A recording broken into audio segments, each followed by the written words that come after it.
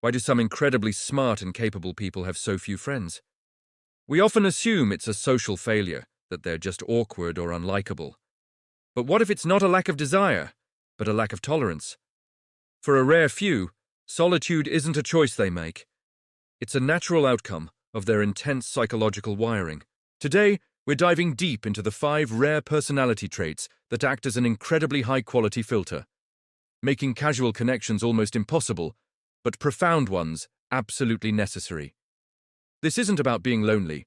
It's about being fundamentally different in how you process the world. Let's start with the first trait, the observer's curse. This is a hyper-analytic mindset. If you have this, your brain is a perpetual social monitoring system. You're not just in a conversation, you're tracking body language, vocal tone, subtext, and potential motives all at once. But here's the cost. This creates a massive cognitive load.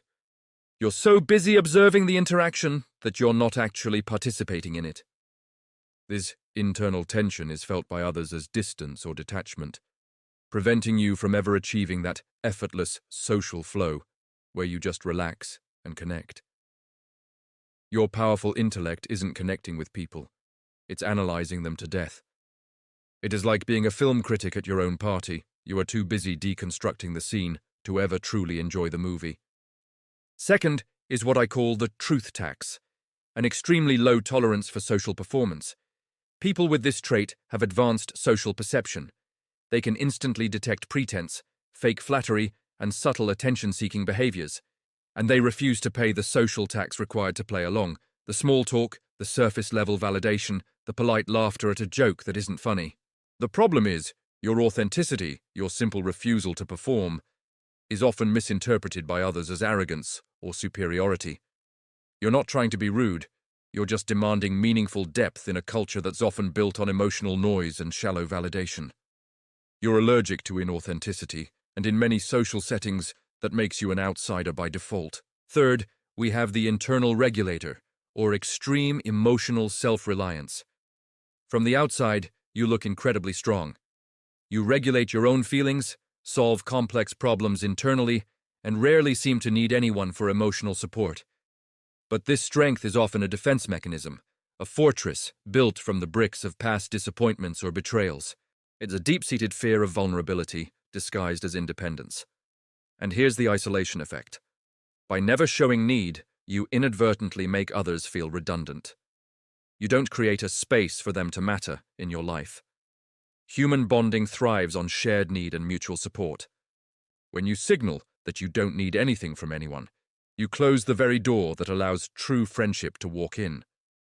The fourth trait is the non-conformist's integrity. This is a powerful combination of high individualism and a low need for social conformity. You simply don't mimic behaviors or adopt beliefs just to fit in with a group. While others bond over their sameness, liking the same music, holding the same opinions, hating the same things, you create friction by consistently asking why. You value intellectual integrity far more than the comfort of the herd. This wiring might earn you respect from a distance, but it creates distance up close. Your independent thought acts as a natural filter, weeding out anyone who prefers the safety of consensus over the challenge of an original idea. You're not against people, you're against groupthink. Finally, the fifth trait is a struggle with emotional reciprocity, which I call the logic of care. This is often tied to traits like alexithymia, where a person has difficulty identifying or expressing their own feelings. They understand care as a logical concept, not an emotional one. So, they show their friendship through acts of service. They're incredibly reliable. They'll fix your car, help you move, or offer practical step-by-step advice. They show up, but they struggle with the language of emotion, the verbal reassurance, the sympathetic noises, the shared vulnerability. The result is a profound disconnect. The other person feels helped, but they don't feel seen or emotionally understood. By the time your logical brain has processed the emotional situation and figured out a solution, the moment for connection has passed. This leads to a slow, gradual drift as people seek out the emotional warmth you struggle to provide. So, what does this all mean? The observer's curse, the truth tax, the internal regulator, the non-conformist's integrity, and the logic of care. These traits don't make you broken, they make you highly specific. For years, you may have viewed your solitude as a personal failing, a sign that something is wrong with you. I want to offer a new perspective. These traits are not a bug, they are a feature. They are an incredibly effective, high-quality filter. They don't just repel shallow connections.